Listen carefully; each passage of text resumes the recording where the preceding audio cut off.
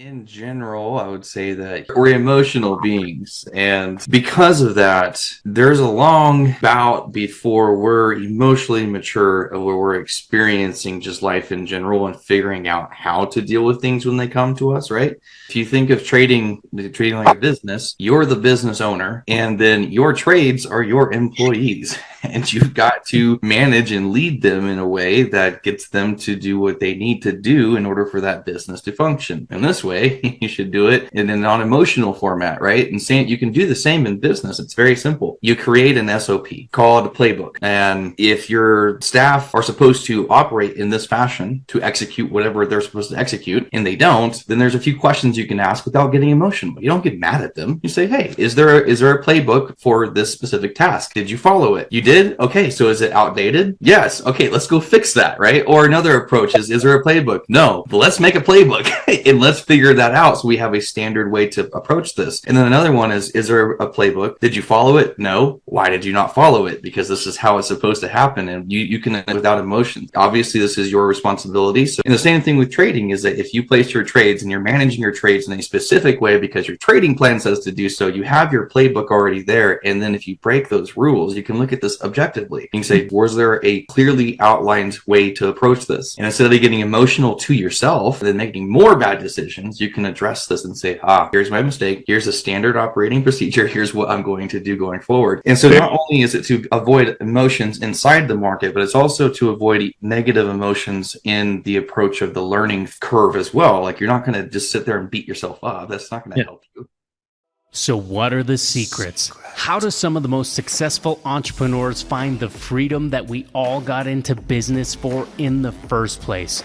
How did they find the time, energy, and resources to launch and scale strong? And how do entrepreneurs like us align our time, money, and energy in a way that will allow us to reach what we set out to achieve? These are the key questions, and this community will give you the answers. Welcome to the Prosperity Movement.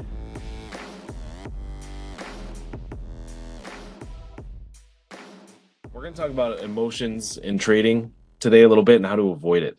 Specifically, the headline, if you will, for today is how to avoid an emotional roller coaster while trading and instead trade with a calm, calculated confidence. Mm-hmm. So that's kind of the goal. So to start out, I'll tell you guys a little scenario, and I'd be curious to know if you can relate to it, if this is something that you've experienced yourself.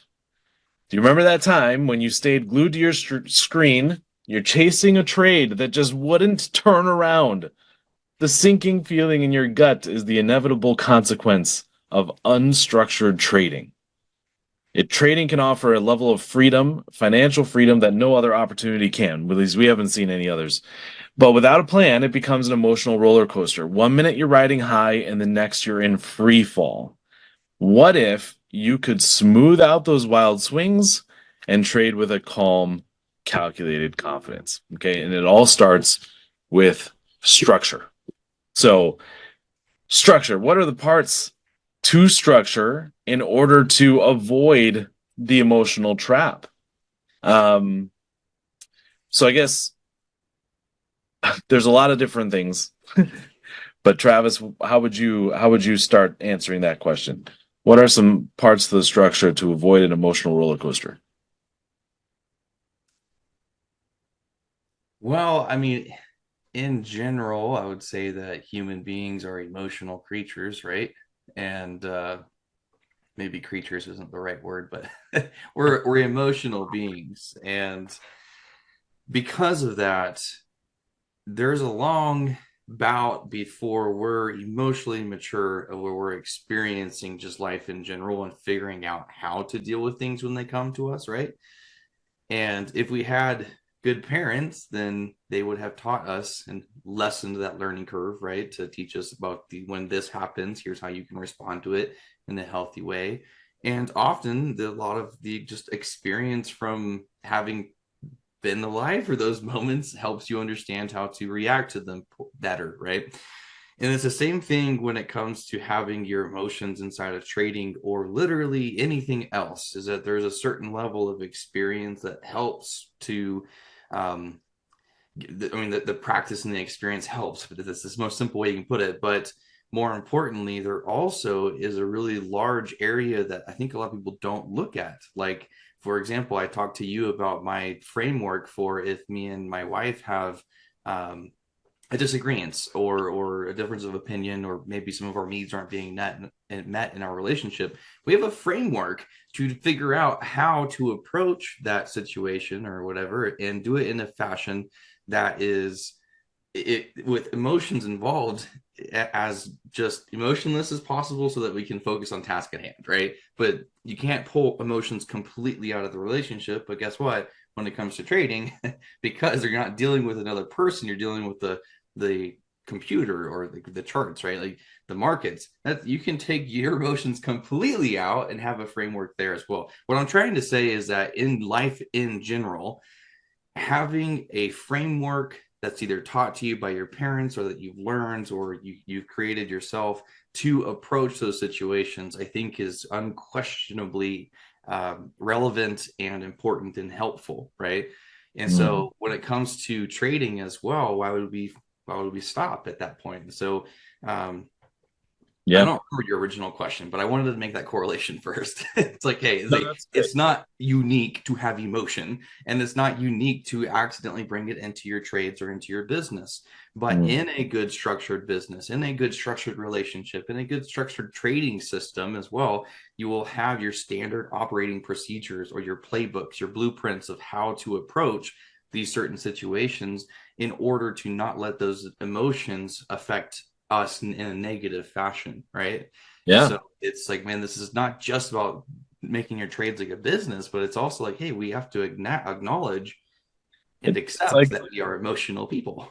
it's like if you recall the old school DARE program in school. I don't know.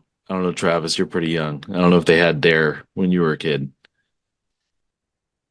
Do you recall the drug, alcohol, something, something? I don't Yeah, remember. I mean, it's familiar. I couldn't tell you what the acronym stands for. Okay, me neither. But one of the things that they would Drugs teach, and alcohol are really excellent. that's what it stands for. You got it. Uh, so what they did though is one of the things that they would teach is like, hey, you have to decide now. Like, decide now. Are you going to say yes or no when offered, right? When you're underage or whatever. Okay. And so the idea is to make a plan now while you're not emotional, while you're fully there, you're not being pressured by anybody or anything. This is the time to make a plan so that when the pressure is there, when the emotion is there, now all of a sudden it's like I can fall back. I've already made this decision. The decision is done. I know what I'm going to say. Now, obviously, does that always work? No. Sometimes emotions still get the better of us, but it's still the same concept here where if you have a plan right now while you're not trading of what to do in given situations in the markets that you may have experienced in the past. So, for example, the whole waiting for a market to turn around, right? You pushed the buy button and it started going the wrong way, and you're like, it'll turn around, and then it doesn't, and now it keeps going south, and you're like, no, no, it could still turn around. That's that is such a terrible place to be. And I'm sure most of us have experienced that. So what if you had a plan where you had, let's just say, a margin, if you will, where you said, hey, you know what? If it just goes the wrong way on me for X amount of pips or for X amount of candles, like you say, in two candles, if it still doesn't go back the way I want it, I'm going to exit. Doesn't matter how far down I am. Okay.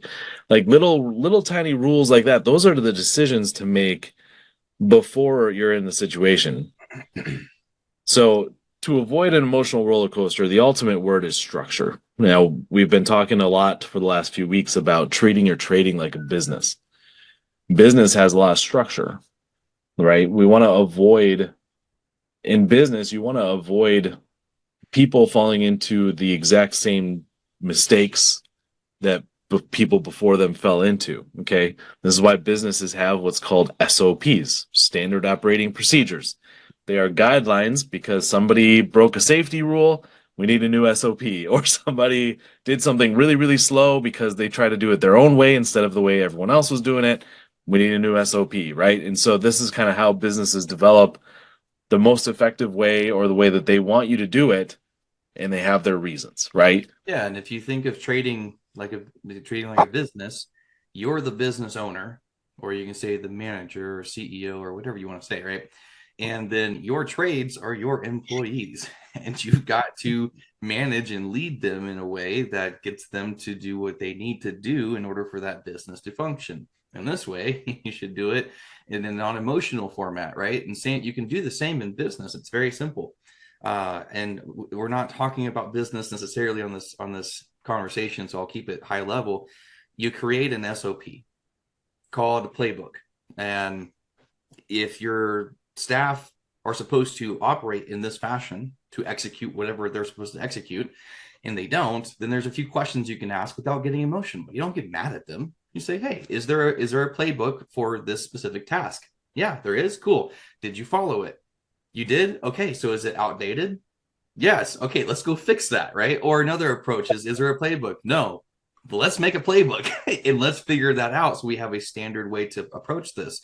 And then another one is there a playbook? Did you follow it? No. Why did you not follow it? Because this is how it's supposed to happen. And you can, without emotions, and say, okay, here, this is obviously this is your responsibility. So you can have one warning: don't do this again. You have it written out for you how to operate, right? And the same thing with trading is that if you place your trades and you're managing your trades in a specific way because your trading plan says to do so, you have your playbook already there. And then if you break those rules, you can look at this objectively. You can say, what is there a playbook? Or in other words, was there a clearly outlined way to approach this? The answer is yes. Did you follow it? No. Why not? Right? And instead of getting emotional to yourself, because you're the manager and the employee and you're the whole business, right? Instead of getting emotional about it and then making more bad decisions, you can address this and say, here's my mistake. Here's a standard operating procedure. Here's what I'm going to do going forward. And so not only is it to avoid emotions inside the market, but it's also to avoid negative emotions in the approach of the learning curve as well. Like, you're not going to just sit there and beat yourself up. That's not going to help you. Let's look at this objectively. Exactly. Actually, I have a really good example of that. So first, it's important to note that if you have a plan, an SOP, a playbook for your trading, it should not just exist in your head. It needs to be written out. I don't know if that's physical on a physical piece of paper, type it out, print it out, type it out, bookmark it, whatever makes sense for you. Okay. But it needs to be written out, because as human beings, we will forget. So it's important to read it frequently, refresh yourself on it. I got a kind of a silly story. So as some of you have known me for a while, and you know my position surrounding banks, specifically big banks. I'm not a big fan. I'm like their biggest not fan, whatever the opposite of a fan is. Anyway, and so what I end up doing is I typically go with smaller banks, and I really in particular to banks that don't even have a physical location. They're only online. And so because of that, there have been a few times where I've needed to pull out large amounts of cash. So for example, when I bought my family vehicle, okay, I needed to pull out at least $5,000 to purchase this vehicle, okay, in cash. But this bank that I had did not have a physical location. So what did I do? This is perfectly cool. You buy money orders, and there's fees involved, so you have to end up using more than $5,000. You buy money orders, and then you cash your own money orders. You write it to yourself. You're making a check from Walmart in this case, and then you write it out to yourself, and then you cash it with your ID and everything. And that's the best way I could do it, because ATMs are limited on your withdrawals, and you can only do so much for a cash advance. So I was limited, and that was a good way for me to do it. Well, what ended up happening this last time I had to do that is I went to Walmart, and I'm like, hey, I need to cash this money order. It's written out to me. And they're like, we can't do that, right? It's like their knee-jerk response. And I'm like, cool. I've done this actually a million times. So I know you can. If you could get someone who knows how to do it, and then they're like, cool, I'll get my manager. And then the manager comes over, and this particular lady was like, yeah, I don't know. I'll be honest with you. I don't know if we could do that. I'm like, is there any way you could look it up? She's like, sure. So she looked up their policy written out, which by the way, I had Googled many times before, but she printed it out, highlighted it, posted it on their bulletin board for future employees. And she's like, look, we can do this. Here's where it's written. Here's how to do it. Everything's right here. And it was so nice to be able to have the written rules instead of just I don't think we could do that. It sounds weird. I've never done it before, so therefore we can't do it. No, look it up. You have it written down, and it's really, really important to be able to do that, to reference it at all times. Yeah. Anyway, it's a fun little experience. Anyway, guys, so that's how you avoid emotional traps. You have a written down plan and structure, and you follow it. Well, Those you have a written plan for every single scenario that can possibly happen in the market, Zach. Generally, kind of, but not obviously not every scenario. Right. So most of the things that can happen that you'll have written out are going to be in a more general approach. Like overly specific scenarios, you end up creating these playbooks that are an encyclopedia worth of information. It's like, man, it's just too much. We can simple it down. Here's like some major things that can happen, and they encompass all these different small detail scenarios, right? Yeah. So this happens in this big old pillar, and this happens in this pillar, right? But how do they start being able to identify that and actually start writing out their own plans and such? Like, what would be step number one for that?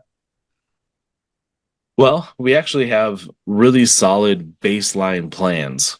So we actually have two different trainings now about this. So one is we have a series called Podflix, and in there you see me build out a little trading plan. It's based on a strategy from James Leone, and it just has some extra details in there for certain scenarios to make sure that I'm following something structured.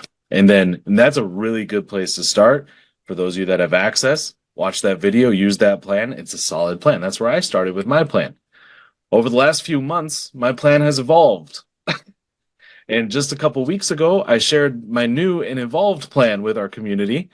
Also, a wonderful plan to start with. And then once you have any kind of starting point, whether it's from the videos or from the training a couple weeks ago, either way, you can actually take that and now you can use it. And while you're trading, you might not like something in it. You might say, hey, you know what?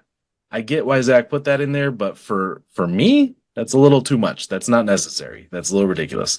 And you can tweak it and pivot it to match you, to match your level of risk tolerance. And that's how you build in just an outstanding plan. Yeah.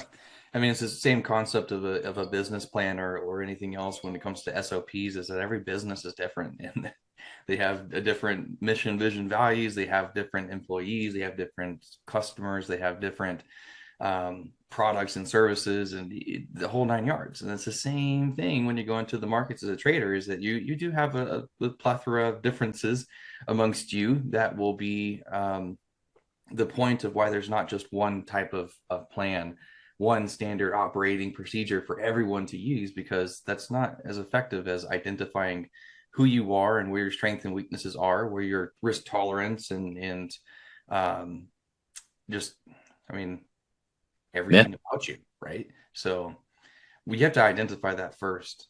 And obviously there's a starting point and then a point of discovery as well when you're actually trading. It's kind of like going to the gym, right? Where you're going to discover how strong you are and how resilient you are and how much your body actually needs rest and what kind of nutrients and macros you need to put a part of it, et cetera, et cetera.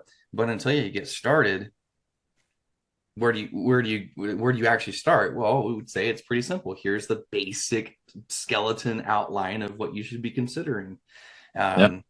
There's a certain strategy, there's a certain system, and there's a certain support that everybody needs. And basically we put it all into a box here at Prosperity Movement, and you kind of pull and take what you need at different times in that process of discovery and that process of growth and such, right? While you're going and trading.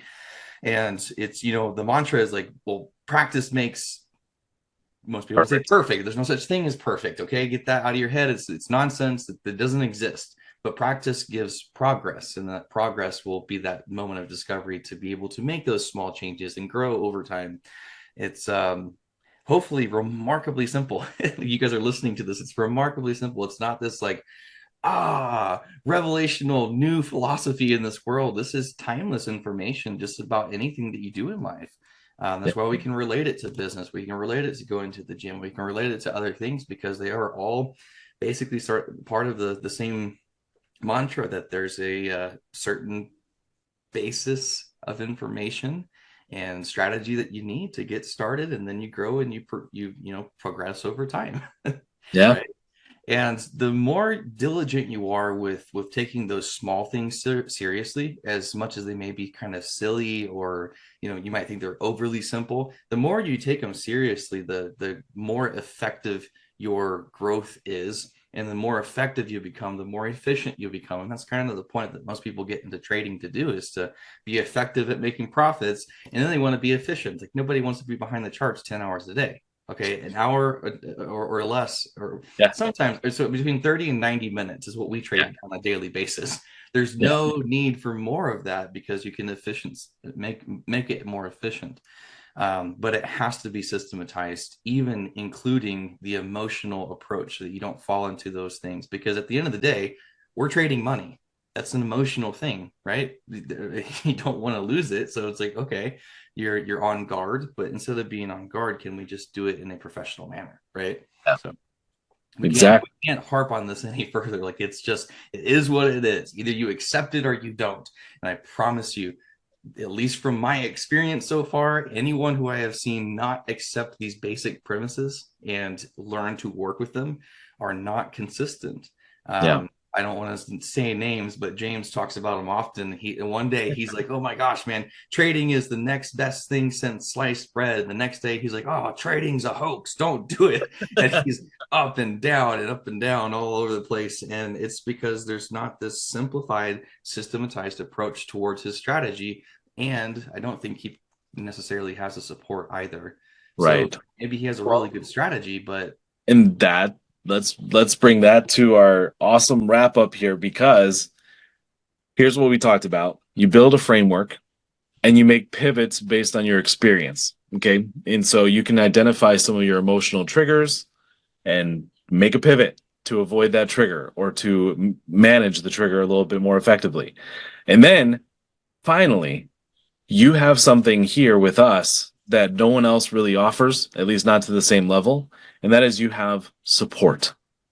Don't do this by yourself. The trading journey is not one to be done by yourself. It is so much better with a team, with coaches, with a community that's there to help. And so even if you have a structured plan and you're making those pivots, sometimes you just don't know what you don't know.